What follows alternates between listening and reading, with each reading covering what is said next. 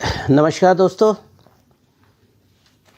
ज्योतिष ग्रह भाई अमरेंद्र में मैं आपका बहुत बहुत स्वागत करता हूं। दोस्तों आज मैं एक स्पेशल वीडियो आपके लिए लेकर आया हूं। आपकी जन्मपत्री में एक ऐसा संयोग होता है, एक ऐसी युति होती है, एक ऐसा कॉम्बिनेशन होता है जिसके बारे में बहुत सारी अवधारणाएं फैली हुई हैं।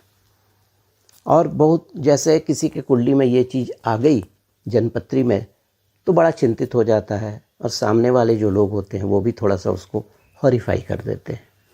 तो आज मैं इस पे थोड़ा सा आपको क्लियर एक कंसेप्ट देने की कोशिश करूँगा। जी हाँ, मैं आज आपसे बात कर रहा हूँ अंगारक योग। ये जो अंगारक योग होता है, आपकी जन्मपत्री में कहीं पर भी मंगल और राहु की अगर युति होगी तब ये अंगारक योग का निर्माण होता है। देखिए, जैसा नाम है अंगारक, अंगार मतलब क्या होता है? अग्नि। तो यहाँ पर मंगल और राहु का संयोग हो जाता है, ठीक है। और मंगल और राहु के अगर कैरेक्टरिस्टिक्स को हम लोग जाने तो मंगल अग्नि तत्व है। मंगल अग्नि का कारक है। मंगल हमारे शरीर के पूरे एनर्जी को एनर्जाइज करता है।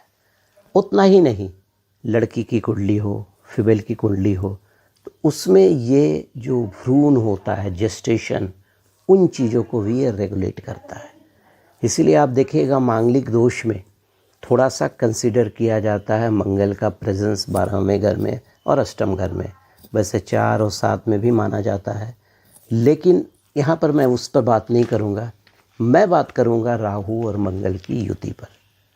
देखिए, मैं आपसे एक सवाल पूछ रहा हूँ कि अगर मंगल और राहु किसी के जन्मपत्री में कमज़ोर हैं तो आपके जो ज्योतिष होते हैं वो आपको बोलते हैं ना कि मंगल की पूजा कीजिए, मंगल को मजबूत बनाइए, सूर्य को मजबूत बनाइए। क्यों बोलते हैं कि मंगल और सूर्य ये राहु के एंटीडोट होते हैं। कहने का मतलब मंगल अगर मजबूत है कुंडली में तो राहु बिल्कुल उसका कोई एग्जिस्टेंस नहीं रहेगा। हाँ, मंगल और राहु की जो प्रवृत्ति होती है, चूँकि वो दानव कहलाता है, उसका सर्प का मुख है, धड़ नहीं है, ठीक है। और वो भी अग्नि तत्व के अलावा वो तामसिक ग्रह है। मंगल भी तामसिक है। तो क्या होता है, 2 तामसिक और 2 अग्नि तत्व मिलने पर क्या होगा? थोड़ा ज़्यादा हीट उत्पन्न होता है। तो उसमें होता है कि जन्मपत्री में अगर वो डिफरेंट प्लेसेस पर, अब जैसे मतलब 12 जो खाने होते कहीं भी बैठे हैं, उसका एक प्रभाव आता है। लेकिन सबसे ज़्यादा प्रभाव आता है गोचर में। गोचर मतलब ट्रांजिटरी पोजीशन के अनुसार, कि अगर मंगल और राहु एक साथ बैठे हैं, कहाँ पर बैठे हैं, उस तरह का प्रभाव यू विल फील, ठीक है। देखिए, बहुत साइंटिफिक मैं आपको आज एक्सप्लेनेशन करूँगा। हमारे शरीर में 7 चक्र होते हैं ना। सहस्त्रचार होते हैं, अजना होते हैं, विशुद्धा होते हैं, अनाहत होते हैं, मणिपुर होते हैं, स्वाधिष्ठान होते हैं और मूलाधार होते हैं, ठीक है। तो उसमें जो सबसे पहले ये जो पोर्शन है, ये पीनियन ग्लैंड से गवर्न होता है, जिसको हम लोग सहस्त्रचार बोलते हैं। और इसका रंग होता है ब्लू।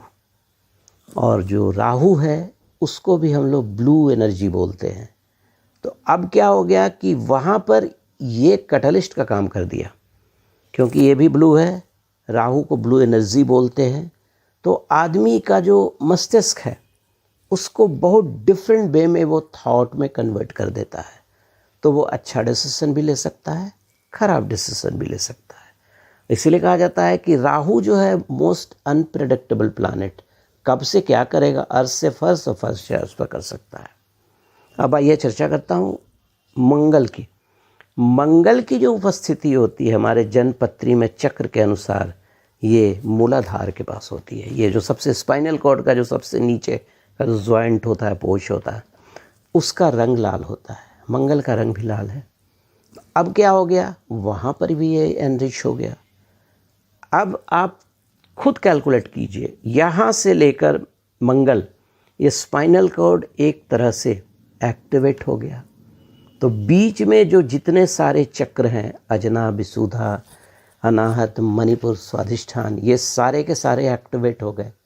जब एक्टिवेट हो गए तो क्या होगा, आपका जो सोचने का जो क्षमता है, एक्टिविटी है, वो थोड़ा सा हॉट हो जाएगी और एग्रेसिव हो जाएगी। इसीलिए मंगल और राहु की युति को थोड़ा सा लोग पॉजिटिव नहीं मानते हैं, लेकिन ऐसा नहीं है। अगर आपकी जन्मपत्री में राहु और मंगल एक साथ बैठे हैं तो आप मंगल को मजबूत कीजिए, सूर्य को मजबूत कीजिए, आपके दोष बिल्कुल ख़त्म हो जाएंगे। ठीक है, ये तो हो गया। अब आइए चर्चा करते हैं कि मंगल और राहु अगर आपकी जन्मपत्री के अनुसार 12वें घर में कैसे कैसे बैठे हैं तो क्या हो सकता है। देखिए, अगर मंगल और राहु की उपस्थिति अगर प्रथम स्थान में हो गई तो सबसे पहले आपको अपने डिसीजन मेकिंग कैपेसिटी को एनरिच करना पड़ेगा। इमोशन में आके कुछ भी नहीं करना है, कोई ऐसी चीज़ें नहीं करनी है कि आपके लिए फटल हो जाए, क्योंकि वहाँ पर मंगल आपके इसको उद्वेलित कर रहा है, कैटलिस्ट का काम कर रहा है, एग्रेवेट कर रहा है।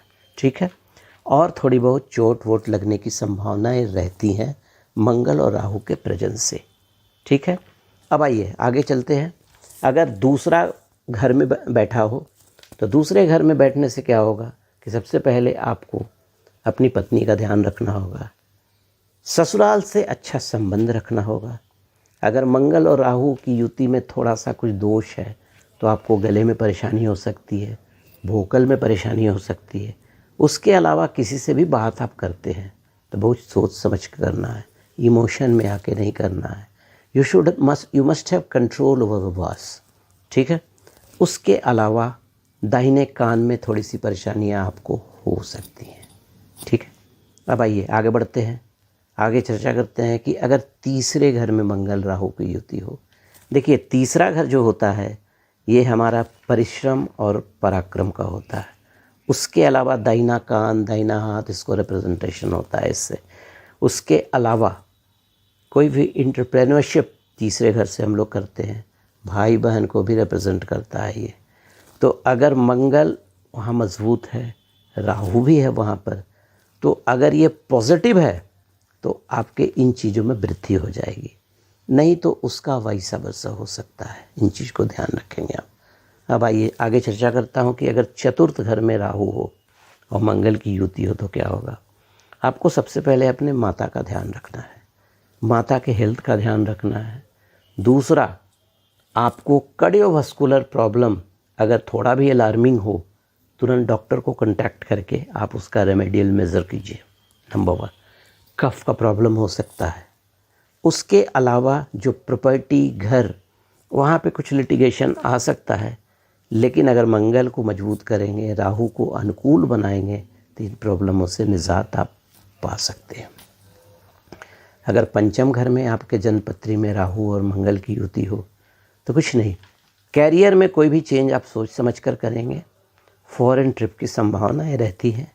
हाँ, जो मैरिड कपल होता है अगर सावधानी नहीं बरतें तो एबॉर्शन वगैरह के चांसेस हो सकते हैं। ठीक है, नई नौकरी मिलने की संभावनाएं रहती हैं। कोई भी डिसीजन ऑटोमेटिकली इमोशन में आके नहीं लेना है आपको। ठीक है, अब आइए आगे बढ़ते हैं। कन्या, अगर छठे घर में अगर मंगल और राहु की युति हो, ठीक है, तो एब्डोमेन के नीचे, क्योंकि छठा घर जो होता है और आठवां घर ये डाउन मतलब नाभि के नीचे को रिप्रेजेंट करता है, तो आपको यूरिनरी ट्रैक्ट का इन्फेक्शन, यूरिनरी से प्रॉब्लम आ सकते हैं, लीवर का प्रॉब्लम आ सकता है। ठीक है, इन चीज़ों से आपको सावधान रहना है। पारिवारिक रिश्ते में बदलाव की भी संभावनाएं रहती हैं और बाहरी आदमी से बिल्कुल सावधान रहना है। ठीक है, अब आइए चर्चा करते हैं अगर सप्तम घर में हो तो क्या करेंगे। पति पत्नी के स्वास्थ्य को जरूर ध्यान देना है। पति की कुंडली हो तो पत्नी को, पत्नी की कुंडली हो तो पति के स्वास्थ्य को वॉच करना है, नहीं तो प्रॉब्लम्स आ सकता है। ठीक है, उसके अलावा इन्वेस्टमेंट पार्टनर के साथ हमेशा सावधानी बरतिए, क्योंकि राहु जो होता है वो विदेशी ग्रह होता है। तो विदेशी ग्रह होता है तो वो आपका कोई किथ एंड किन नहीं है, तो देर में मतलब ही it can create some problem while you are investing with any partner. इस चीज़ को याद रखिए, पार्टनरशिप बहुत सोच समझ के करना है। व्यापार का भी एक्सपेंशन करते हैं तो सोच समझ कर कीजिए। देखिए ये जो स्थिति रहती है ना, सप्तम घर में अगर राहु और मंगल हैं तो राहु बैठे हैं तो 1.25 साल तक बैठेंगे, लेकिन मंगल का तो एक पीरियड होता है ना 41 डे 35 डे, उसके बाद वो अपने ट्रांजिट करके चले जाते हैं। उसके बाद आप you can take your decision. अब आइए अष्टम घर। अष्टम घर जो होता है पति की कुंडली में पत्नी से सुख का, अब पत्नी की कुंडली में पति से सुख का होता है। कहने का मतलब पति और पत्नी में एक सामंजस्य होना चाहिए, ठीक है। शत्रु बिल्कुल पराजित हो जाएंगे, शत्रुहंता रहेंगे आप, लेकिन पेट के दाहिने मतलब दाहिने भाग के नीचे आपको समस्याएं बढ़ सकती हैं, ठीक है। ऋण कर्ज अगर आपने लिया है तो बहुत सावधानी बरतें, प्रॉब्लम्स आ सकते हैं, क्योंकि छठा घर होता है ऋण का, लेकिन 8वां घर होता है कि आप ऋण कैसे चुकाएंगे। तो इसमें बहुत सारे कन्फ्यूज़न हो सकते हैं। ऋण जब भी लीजिएगा सोच समझ कर लीजिएगा, और उस टाइम में तो नहीं लीजिएगा अगर गोचर में राहु और मंगल बैठे हों अष्टम घर में, धनु राशि में अगर बैठे हों या आपके 9वें स्थान में बैठे हों। तो जॉब जो है बहुत सोच समझ कर करना है, क्योंकि 10वां घर जो होता है ना वो नौकरी का होता है, कर्म का होता है।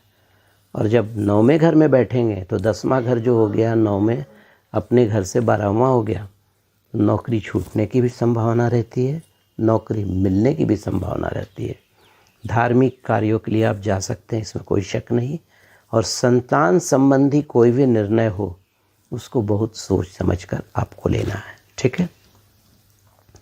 अगर 10वें घर में राहु हो गया तो देखिए 10वें घर में अगर राहु होगा तो प्रॉपर्टी और डोमेस्टिक से रिलेटेड आपके लाइफ में कुछ उथल पुथल आएंगे, और ये डिपेंड करेगा कि मंगल और राहु की स्थिति क्या है, उसके अनुसार उसका रिजल्टेंट आपके पास आएगा, ठीक है। इस चीज़ को ध्यान रखिएगा। अगर आप पॉलिटिक्स में हैं तो आपको एक ऊंची सफलता मिल सकती है, अगर पुलिस या मिलिट्री के जॉब में है तो आपको एक अच्छा प्रमोशन मिल सकता है, you can get a very high promotion there, इसमें कोई शक नहीं, ठीक है। तो ये था कि अगर आपके 10वें घर में राहु हो तो।